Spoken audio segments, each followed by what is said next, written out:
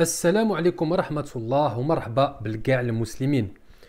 Aujourd'hui, on va revenir sur l'actualité liée à l'ancien Premier ministre Ben Kairan, l'ancien Premier ministre marocain, qui a fait une sortie médiatique très polémique au sujet d'Israël et du ministère des Affaires étrangères marocain, Bourreta.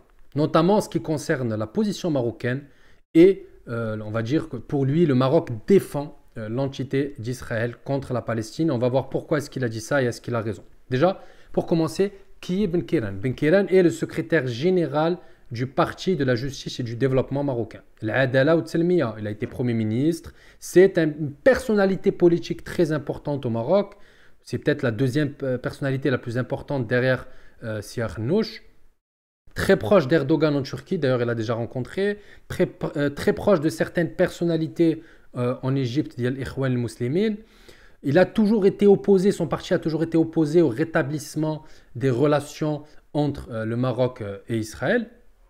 Mais pour la première fois, un communiqué de la Cour royale, donc c'est quasiment le roi qui répond à Ben Kairan, a été très virulent en son encontre et très critique par rapport à sa prise de parole. Le communiqué a critiqué donc la prise de position de Ben Kairan, qui selon le communiqué, il utilise la cause palestinienne à des fins politiques et électorales. Pour la Cour royale, ce type de communication est dangereux, inacceptable. Ainsi, on le voit, le sujet d'Israël reste un sujet délicat, que ce soit au Maroc ou dans la région d'Afrique du Nord. Alors, qu'est-ce qui n'a pas plu à Ben Kairan? Qu'est-ce qui l'a poussé à faire cette prise de parole? Exactement, on va dire, c'était alors je crois que c'était le 2 mars 2023, le ministre marocain des Affaires étrangères, Nasser Bourreta, a reçu un responsable de l'Union européenne et une annonce très importante a été faite concernant la mise en place d'un nouveau partenariat tripartite entre le Maroc, Israël et l'Union européenne. Le ministre marocain des Affaires étrangères donc, a annoncé cette coopération qui vise à promouvoir un nouveau partenariat pour ce qui est de la gestion des eaux, pour ce qui est de l'immigration et pour ce qui est du domaine agricole. C'est-à-dire que c'est une coopération qui est avant tout économique. D'ailleurs, pour la Commission européenne, cette nouvelle coopération entre le Maroc et Israël et l'Union européenne est un pont entre les peuples, est une façon pour construire la paix, pour promouvoir l'avenir et pour, on va dire, aider certains pays africains comme le Maroc à surmonter ce défi de la sécheresse, ce défi de l'immigration qui nous attend pour ces prochaines années. Donc Nasser Bourreta, le ministre des Affaires étrangères marocain, poursuit les intérêts économiques du royaume. Il fait exactement son travail, il fait exactement sur ce quoi on l'attend. En plus de cela, il faut rappeler quand même que Nasser Bourreta, le ministre des Affaires étrangères marocain, suit la ligne diplomatique du Maroc et que le 17 mars 2023, il a rejeté et condamné la décision israélienne d'intensifier les colonies en territoire occupé. D'ailleurs, le sommet de Negev, on en a parlé dans une autre vidéo, risque d'être, on va dire, reporté ou même annulé au vu des violences faites à l'égard des Palestiniens.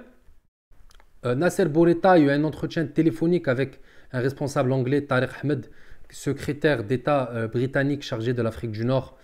Au cours de cet appel, Bourreta a parlé de l'évolution positive des relations entre le Maroc et le Royaume-Uni, mais ils ont aussi parlé du contexte compliqué au Moyen-Orient et en Palestine et de la démarche du Maroc visant à promouvoir la paix et à cesser toutes les violences de l'entité sioniste sur les civils palestiniens.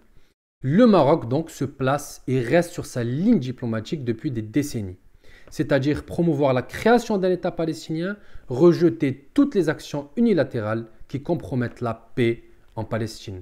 Donc, Ben Kairan, pour revenir à lui, a vivement critiqué ce rapprochement entre le Maroc et Israël.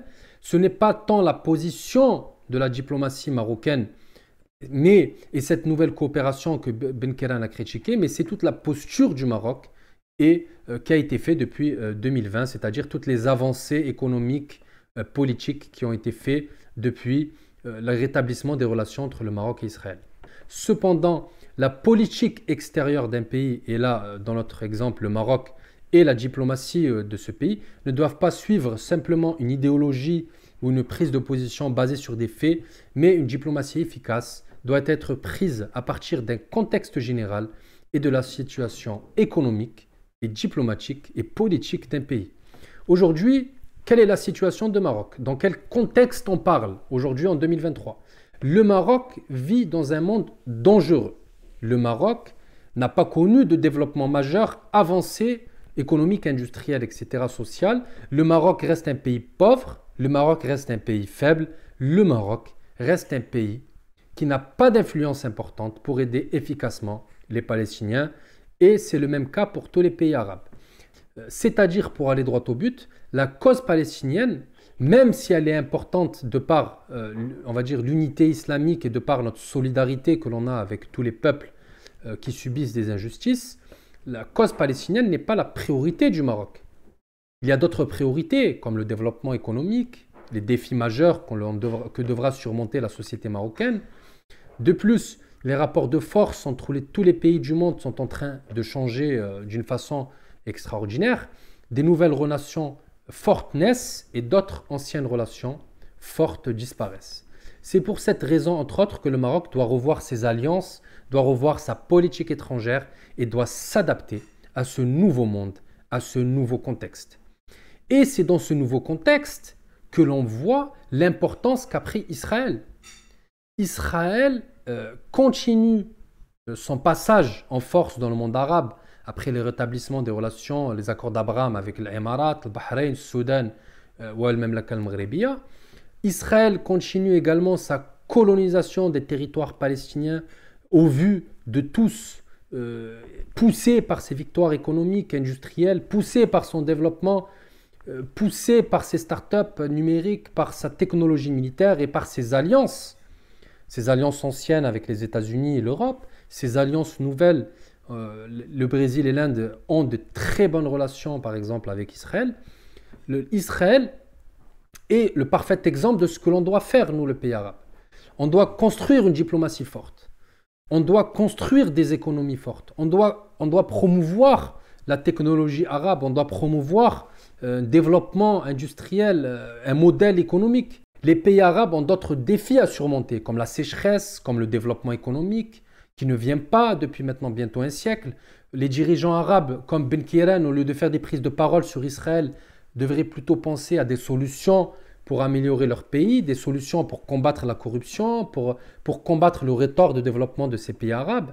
On a raté la révolution industrielle, on a raté la révolution numérique et on est en train de rater aujourd'hui la révolution liée à l'intelligence artificielle, par exemple.